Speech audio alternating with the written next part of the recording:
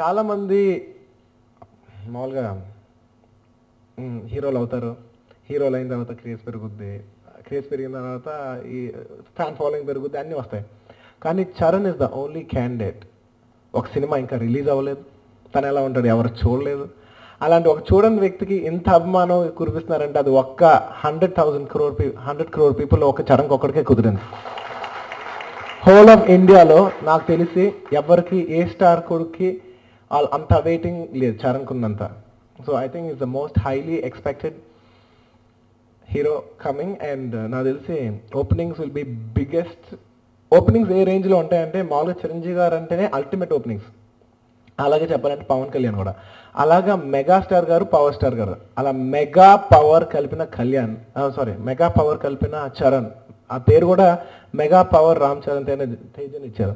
So ఓపెనింగ్లు కూడా ఆ రేంజ్లో ఉంటాయని ఎక్స్పెక్ట్ చేస్తున్నాను. చిరంజీవి గారు అలా డ్యాన్స్ చేస్తారు, చిరంజీవి గారు ఫైట్ చేస్తారు, చిరంజీవి గారు లాక్ చేస్తారు.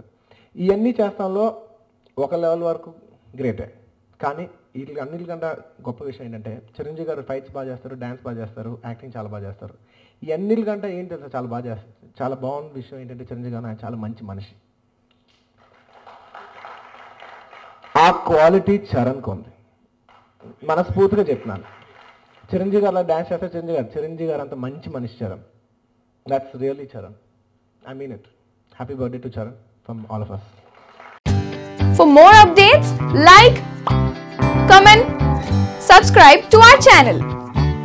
Hey darlings, గంటని click చేయడం మర్చిపోకండి.